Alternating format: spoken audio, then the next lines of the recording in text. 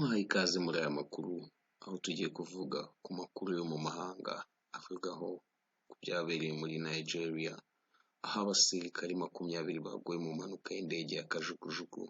Iyi akaba ari indege ya kajugujugu yari itwaye abakomeretse n'imirambo y'abaguye mu gicu cyatezwe abantu bitwaje intwaro mu mudugudu wa Chukwuba Shilolo muri leta ya Niger muri Nigeria, aho yahanutse igahitana abasirikari basaga 20.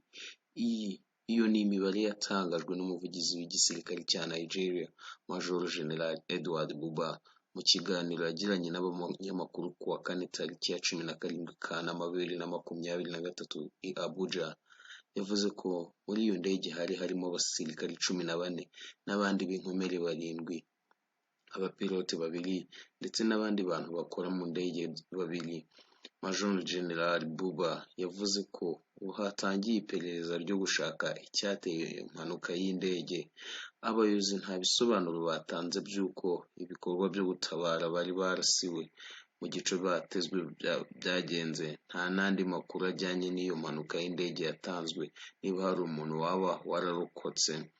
Mu itangazo ryasohowe na Perezidansi ya Nigeria, Perezida Bola Tinubu yagize ati abo basirikari bakuru ndetse n'abato bari bagiye bahamagariwe akazi ko gutabara bagenzi babo mu rwego rwa serivisi z'ubwitange ku gihugu cyacu dukunda, batanze ikiguzi kiruta ibindi byose.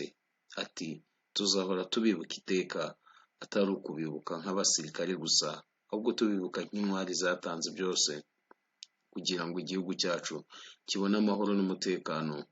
Inkuru dukesha Al Jazeera ivuga ko ibitangazamakuru bimwe byaho muri Nigeria byatangaje ko iyo ndege yakoze impanuka yari inatwaye imirambo y'abasirikari baguye mu gicu y'amabandi yitwaje intwaro, nyuma igahanuka igeze ahitwa Chukwuba. Kimwe muri ibyo binyamakuru cyatangaje ko abo basirikari bari bafite intwaro zikomeye zagombaga gutuma iyo ndege ihanuka. Iyo ndege ya kajugujugu ngo yari yahagurutse ku kibuga cy'ahitwa Kaduna yerekeza Mina, ariko iza gutakaza itumanaho yaba ku munara wa Kaduna cyangwa se uwa Mina nk'uko byatangajwe n'ubuyobozi. Aya ari amakuru y'impanuka y'indege yabaye muri Nigeria yari itwaye abasirikare